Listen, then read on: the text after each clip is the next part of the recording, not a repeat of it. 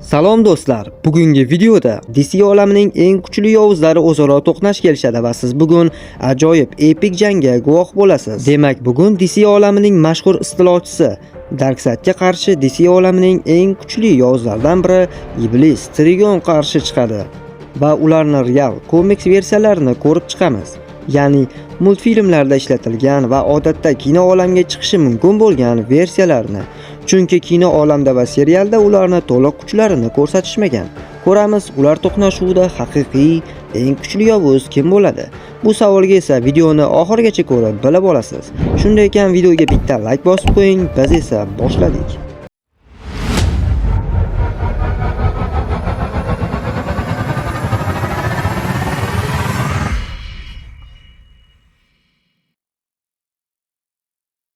Bugun ularni qaysi birlari kuchli ekanliklarini aniqlash uchun aql, jang mahorati, jismoniy kuch, chidamlilik, tezlik, qurollar, qobiliyat toifalari orqali ularni kuchiga ballik baho sistemasida baho beramiz va g'olibni aniqlaymiz. Dastlabki toifamiz esa aql bo'ladi. Aql borasida bu ikki yovuz ham o'z olamlarida eng yaxshilardan biri hisoblanishadi. Faqat ularda farq bor, ya'ni Trigon sehr, afsunlarni mukammal darajada biladi. Darkseid esa odatda jang strategiyalari, sayyoralar va koinotni yaxshi biladi. Ammo Trigon tajriba jihatidan Darkseiddan ancha ustun hisoblanadi. Chunki Trigon 13 milliard yoshda. Shunday ekan, Trigon katta umri davomida deyarli barcha narsani ko'rgan, minglab janglarda ishtirok etgan va ko'plab afsunlarni o'rgangan. Tabiiyki, aql borasida Trigon Darkseiddan ustun chiqadi. Bundan tashqari, Trigon Darkseidga qaraganda ancha ayyor hisoblanadi va ko'proq aynan hiyla va nayrang orqali raqiblarga qarshi jang qiladi. Shunday ekan, bu borada Trigon Darkseidga qaraganda biroz bo'lsa-da ustunroq hisoblanadi va bu borada Trigonga 1 ball beramiz. Navbatdagi toifamiz esa jang mahorati bo'ladi. Darkseid uzoq vaqt koinot bo'ylab sayyoralarga hujum qilib, ularni yo'q qilgan va kuchli mavjudotlarni yenggan. Darkseid juda yaxshi jang qila oladi va uning zarbalariga uncha qahramonlar chiday olmaydi. To'g'ri, Darkseid bir o'zi butun bir adolat ligasiga qarshi kurashgan, ammo Darkseid jang mahorati evaziga emas, ya'ni jismoniy kuchi, chidamliligi va omega nurlari sabab ularga qarshi munosib kurasha olgan. Ammo Trigon milliard yil davomida juda yaxshi jang mahoratiga ega bo'lgan va katta tajriba to'plagan. Agar Darkseid va Trigon hech qanday qobiliyatlarsiz va qurollarsiz jang qilsa, u holda Trigon Darkseidni yengishi mumkin. Shunday ekan, bu borada ham Trigonga 1 ball beramiz. Navbatdagi toifamiz esa jismoniy kuch. Bu borada nimadir deyish qiyin, chunki ularning ikkovlari ham Superman yoki undan jismonan kuchliroq hisoblanishadi. Trigon o'zining jahannam kuchi orqali jismoniy kuchini oshira olishi va tanasini kattalashtirishi mumkin. Ammo Darkseid ham xuddi shunday qila oladi va ularning ikkovlari ham juda og'ir narsalarni osonlikcha ko'tarishlari mumkin va ularning zarbalari ham Superman darajasida. Shunday ekan, umuman olganda bu borada ular teng kelishadi va ularning ikkovlariga ham 1 balldan beramiz. Navbatdagi toifamiz esa chidamlilik bo'ladi. Aynan chidamlilik bu ikki yovuzning asosiy fishkalari hisoblanadi.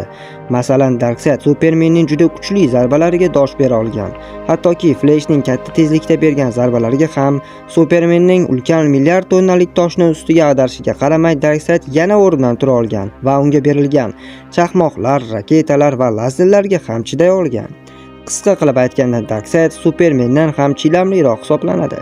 Trigon esa komikslarda Superman va ayniqsa Superboy bilan ko'p janglarda ishtirok etgan va uning zarbalariga chiday olgan. Hattoki komikslarning birida Superboy Trigonga tog'ni parchalab tashlashga yetadigan zarba bergan.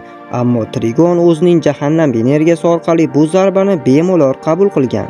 Lekin shuni aytishim mumkinki, komikslarda Trigon Darkseidga qaraganda ancha chidamliroq bo'lgan va odatda Trigonni sehr orqali Konstantin, Raven, Dr. Fate, Spectre kabi kuchli sehrgarlar yengishgan. Ya'ni Trigonni jismonan hech kim to'xtata olmagan. Albatta, men komikslardagi ularning real versiyalarini oldim, ya'ni kuchaytirilgan va manipulyatsiya qilingan versiyalarini qo'shmadim. Darkseid esa qanchalik chidamli bo'lmasin, oxir-oqibat Adolat ligasi va Superman tomonidan mag'lub etilgan. Shunday ekan, Trigon biroz bo'lsa-da Darkseiddan chidamliroq hisoblanadi. Shunday ekan, bu borada Trigonga yana 1 ball beramiz. Navbatdagi toifamiz esa tezlik bo'ladi. Bu borada ko'p gapirish shart emas. Ularning ikkovlari ham og'ir vaznga egaliklariga qaramay ancha tezkorlar. Masalan, Darkseid Flashni ayrim zarbalariga chap bera olgan. Trigon esa Superboy katta tezligiga qaramay uni ham to'xtatgan. Ammo Trigon iblis kuchlari bilan tezlikda Darkseidni bemalol ortda qoldira oladi. Shunday ekan, bu toifada ham Trigon g'alaba qozonadi va unga yana bir ballni beramiz. Navbatdagi toifamiz esa qurollar bo'ladi. Bu borada Darkseid hech qanday qurol bilan maqtana olmaydi. Agar siz unda anti-tenglama bor desangiz, bu qurol emas, balki artefakt hisoblanadi. To'g'ri, Darkseid odatda katta nayza yoki bolta bilan ham jang qilgan, lekin Darkseid o'zining jismoniy kuchi va omega nuri sabab qurolga muhtoj bo'lmagan. Trigon esa jahannam olovidan istagan qurolini yasashi mumkin. Bu unga cho't emas. Umuman olganda bu ikki yovuz qahramonlarga qurolni keragi yo'q, lekin bu borada ham Trigon g'alaba qozonadi. Chunki Trigon olovlardan bemalol qurollarni yasay oladi va unga bu borada yana bir ball beramiz. Va nihoyat so'nggi toifamiz bu qobiliyat. Bu borada hozir ko'pchilik Darkseidni omega nurini aytishlari mumkin. Ha, Darkseidda omega nuri bor. Bu juda kuchli lazerlar bo'lib, har qanday tirik jonni kul qilib yuborishi va maqsadli yo'naltirilsa nishonga raqibga yetmaguncha to'xtamasligi mumkin. Bundan tashqari Darkseid hajmini o'zgartirishi, uchishi mumkin va kam hollarda Darkseid telekinesis qobiliyatini ham ishlatadi. Bu Darkseidning eng muhim qobiliyatlari hisoblanadi. Ammo Trigonga Darkseidning bu qobiliyatlari umuman farqi yo'q. Chunki Trigon bularning barchasiga tupurib qo'ygan. Chunki Darkseidda maqtana oladigan omega nuri bo'lsa, Trigonda xuddi shunday kuchga ega jahannam lazerlari bor. Bilasizki, Trigonning ko'zlari 4 ta yoki 6 ta bo'lishi mumkin va ularni barchasidan har qanday tirik jonni yo'q qilib yubora oluvchi lazer ota oladi. Bundan tashqari Trigon har qanday olamlarga portal ochishi, ucha olishi, shaklini va hajmini o'zgartirishi va ruhlarni jonlantirishi, do'zaxdan o'zining qo'shinini chaqira olishi mumkin. Bundan tashqari Trigonda telepatiya, telekinesis kabi qobiliyatlar ham bor va u jismlarni manipulyatsiya qila oladi va har qanday yer unsurlarini ham boshqarishi mumkin. Ayniqsa olovdan mukammal darajada foydalanadi. Olovdan xohlasa hayvonlar yaratishi, xohlasa qurollar yasashi mumkin. Qisqa qilganda Darkseid qobiliyatlari bo'yicha Trigonga yaqin ham kela olmaydi. Bu degani bu toifada ham Trigon bir ball oldi degani. Keling, endi yakuniy ballarni hisoblab chiqamiz. Demak, umumiy hisob 7-1 bo'ldi va Trigon bu qarama-qarshilikda ballar evaziga katta ustunlik bilan bu jangda g'alaba qozondi. Ha, bu jangda ko'pchilik Darkseidning g'alabasini kutgan bo'lishi mumkin. Aslida esa unday emas. Chunki Trigon iblis, u qandaydir ma'bud yoki mavjudot emas. Uni faqatgina iblislarning quroli bilan o'ldirish mumkin. Ammo Darkseidning kuchi Trigonga yetmaydi. Shunday ekan, bugungi jangimizda Trigon g'alaba qozonadi.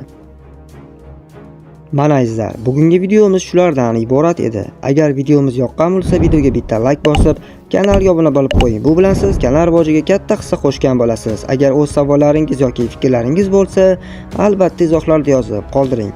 Videoni yakunlashga shoshilmang. Sizlarga muhim xabarimiz bor. Do'stlar, bir narsani ochiq aytaman. Har kuni menga yozasiz, shuni batli qil, buni chiqaring, Doktor Manhattan multiversi qil, Superman hammani qil, Thor kuchlimi? Men tekinga montaj qilaman. Tunlari uxlamay ishlayman, bundan menga hech qanday foyda yo'q.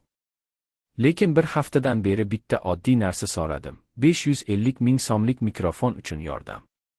Agar 110 ta odam 5 ming so'mdan tashlasa bo'ldi dedim. Natija 0 ta odam. Gap 5 ming so'mda emas. Gap qo'llab-quvvatlashda. Agar sizga bu kanal qiziq bo'lsa, agar battil videolar yoqsa, agar siz haqiqiy muxlis bo'lsangiz, unda bu bizning umumiy loyiha. Kimdir yozishi oson, video qil aka. Lekin sifatli kontent uchun sifatli ovoz kerak. Men to'xtamayman. Baribir davom etaman. Lekin yonimda 10 ta haqiqiy odam tursa ham yetadi. Qolgani shunchaki tomoshabin bo'lib qoladi. Agar qo'llab-quvvatlamoqchi bo'lsangiz, karta raqam pastda.